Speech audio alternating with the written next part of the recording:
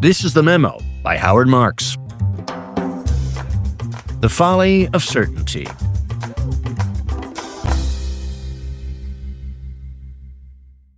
The impetus for my memos can come from a wide variety of sources. This one was inspired by an article in the New York Times on Tuesday, July 9th. What caught my eye were a few words in the sub-headline. She doesn't have any doubt. The speaker was Ron Klain, a former Biden chief of staff. The subject was whether President Biden should continue to run for re-election. And the she was Jen O'Malley Dillon, Biden's campaign chair. The article went on to quote her as having said, "Joe Biden is going to win, period," in the days just before his June 27th debate against former President Donald Trump. And with that, I had the subject of this memo. Not whether Biden will continue campaigning or drop out, or whether he'll win if he continues, but rather how anyone can be without doubt. It'll be another of my shorty memos given the uncertain shelf life of the Biden candidacy. The choice of subject calls to mind another time I heard a highly credentialed person express absolute certainty. In that case, an acknowledged expert in foreign affairs told a group I was part of there was a 100% probability that the Israelis would take out Iran's nuclear capability before year-end.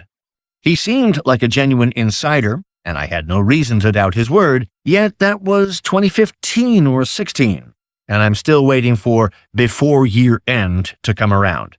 In his defense, he didn't say which year.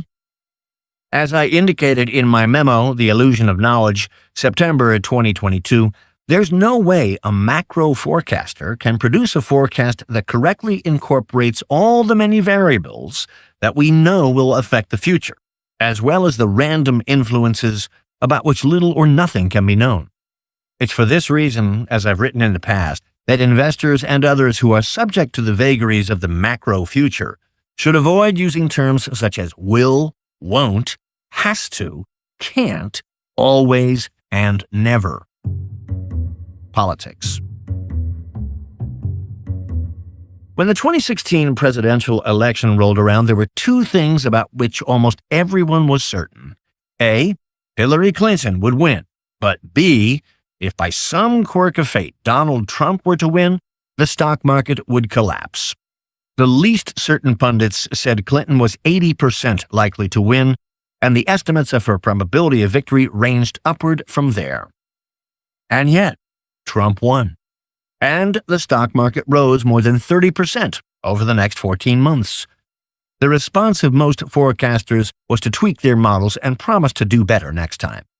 Mine was to say, if that's not enough to convince you that A, we don't know what's going to happen, and B, we don't know how the markets will react to what actually does happen, I don't know what is. Even before the much-discussed presidential debate of 3 weeks ago, no one I know expressed much confidence regarding the outcome of the coming election. Today, Ms. O'Malley Dillon would likely soften her position regarding the certainty of a Biden victory, explaining that she was blindsided by the debate result. But that's the point. We don't know what's going to happen. Randomness exists. Sometimes things go as people expected and they conclude that they knew what was going to happen. And sometimes events diverge from people's expectations, and they say they would have been right if only some unexpected event hadn't transpired. But in either case, the chance for the unexpected, and thus for forecasting error, was present. In the latter instance, the unexpected materialized, and in the former, it didn't. But that doesn't say anything about the likelihood of the unexpected taking place. Macroeconomics. In 2021, the U.S. Federal Reserve held the view that the bout of inflation then underway would prove transitory, which it has subsequently defined as meaning temporary, not entrenched and likely to self-correct.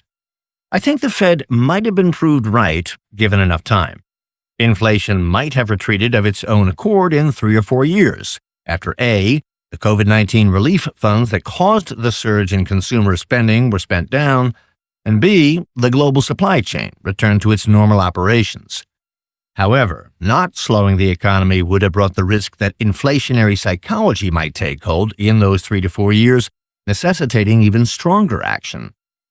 But because the Fed's view wasn't borne out in 2021 and waiting longer was untenable, the Fed was forced to embark on one of the fastest programs of interest rate increases in history, with profound implications.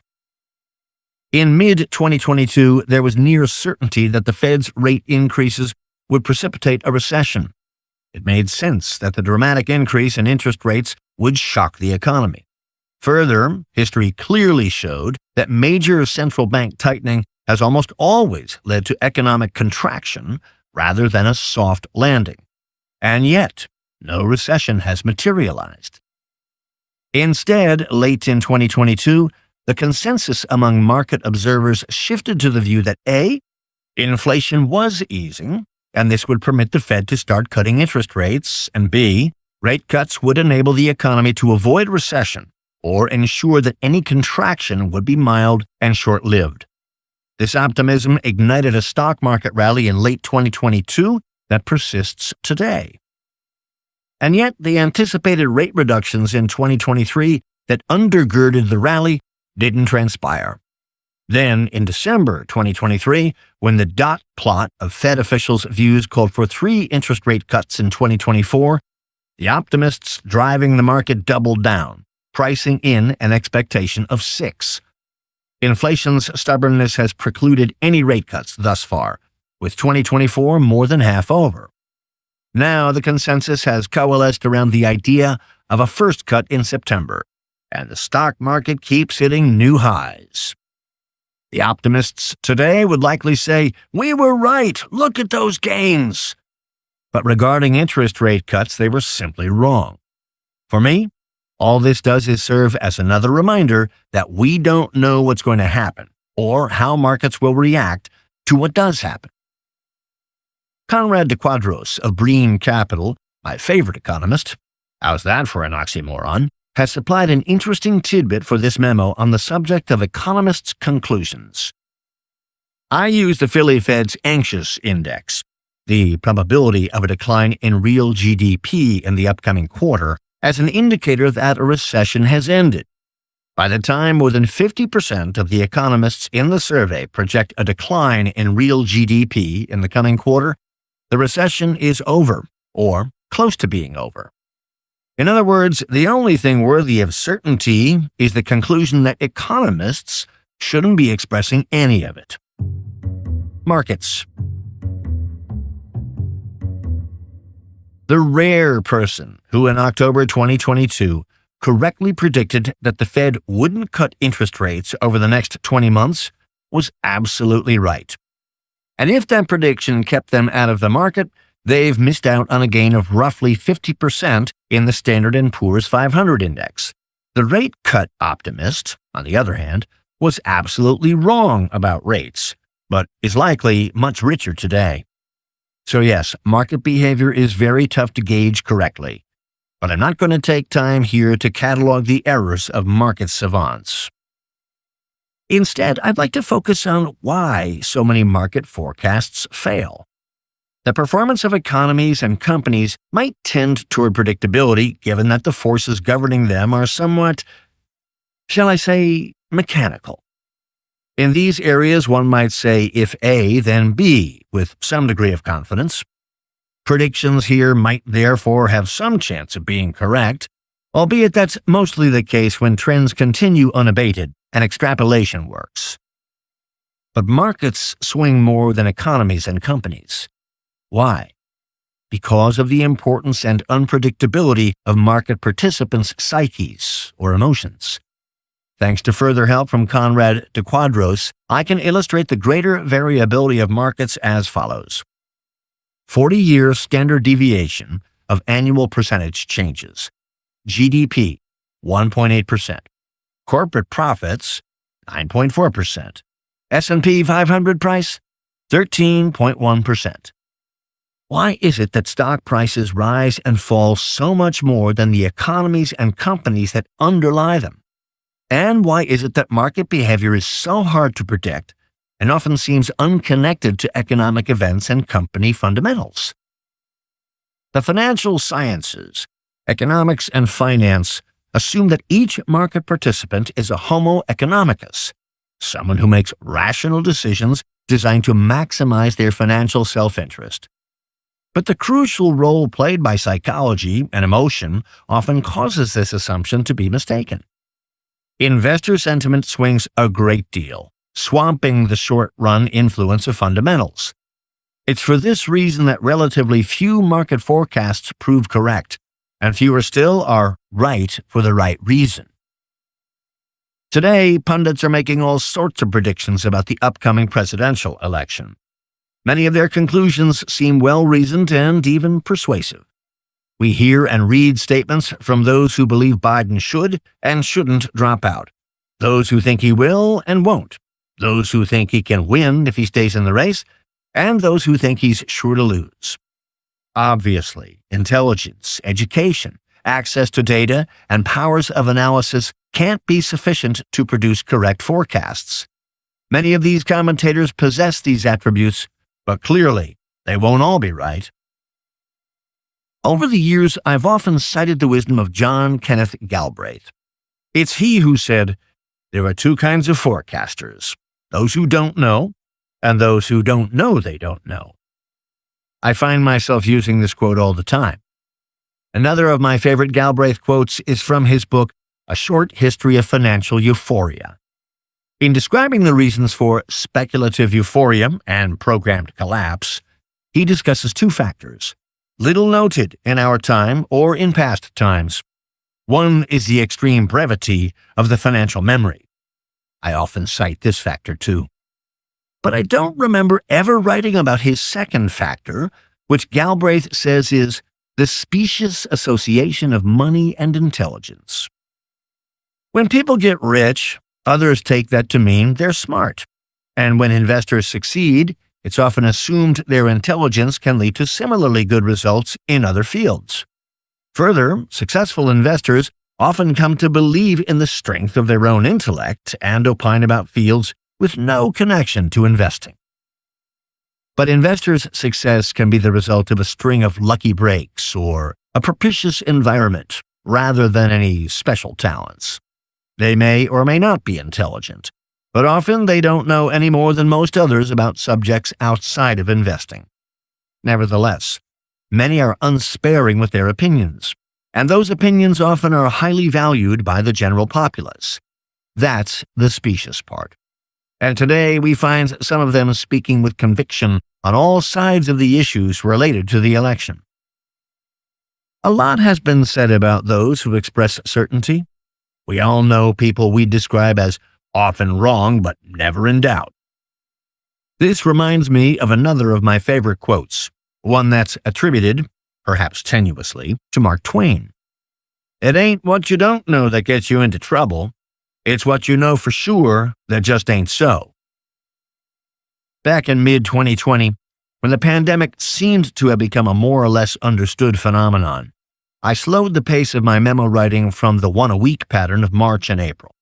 In May, I took the opportunity for two non-COVID-related memos titled Uncertainty and Uncertainty 2, in which I devoted a significant amount of space to the subject of intellectual humility. While these memos were on one of my favorite topics, they generated little response. So I'll quote a bit from Uncertainty and hopefully give you reason to look back at them. Here's part of the article that first brought the subject of intellectual humility to my attention. As defined by the authors, intellectual humility is the opposite of intellectual arrogance or conceit. In common parlance, it resembles open-mindedness. Intellectually humble people can have strong beliefs, but recognize their fallibility and are willing to be proven wrong on matters large and small. Allison Jones, Duke Today, March 17, 2017. To put it simply, intellectual humility means saying, "I'm not sure. The other person could be right, or even, I might be wrong." I think it's an essential trait for investors. I know it is in the people I like to associate with. No statement that starts with, "I don't know, but," or "I could be wrong, but," ever got anyone into big trouble. If we admit to uncertainty, we'll investigate before we invest, double-check our conclusions, and proceed with caution. We may sub-optimize when times are good, but we're unlikely to flame out or melt down. On the other hand, people who are sure may dispense with those things. And if they're sure and wrong, as the Twain quote suggests, the outcome can be catastrophic. Maybe Voltaire said it best 250 years ago. Doubt is not a pleasant condition, but certainty is absurd. There simply is no place for certainty in fields that are influenced by psychological fluctuations, irrationality, and randomness. Politics and economics are two such fields, and investing is another. No one can predict reliably what the future holds in these fields, but many people overrate their ability and attempt to do so nevertheless. Eschewing certainty can keep you out of trouble. I strongly recommend doing so. P.S. Last summer's Grand Slam tennis tournaments provided the inspiration for my memo, "Fewer losers or more winners?" Similarly, this past Saturday's women's final match at Wimbledon has provided a snippet for this memo. Barbara Krejcikova prevailed over Jasmine Paolini to win the women's title. Before the tournament, bettors considered Krejcikova a 125-1 shot. In other words, they were sure she wouldn't win. The bettors may have been right to doubt her potential, but it seems they shouldn't have been quite so certain in making their predictions. And speaking of the unpredictable, I can't fail to mention the recent attempt on Donald Trump's life, an event that could well have had a more grave and impactful result. Even now that it has happened and President Trump has escaped serious injury, no one can state with certainty how it will impact the election. Though at present it appears to bolster Trump's prospects, or the markets. So if anything, it reinforces my bottom line. Making predictions is largely a loser's game. July 17, 2024. Thank you for listening to The Memo by Howard Marks. To hear more episodes, be sure to subscribe wherever you listen to podcasts.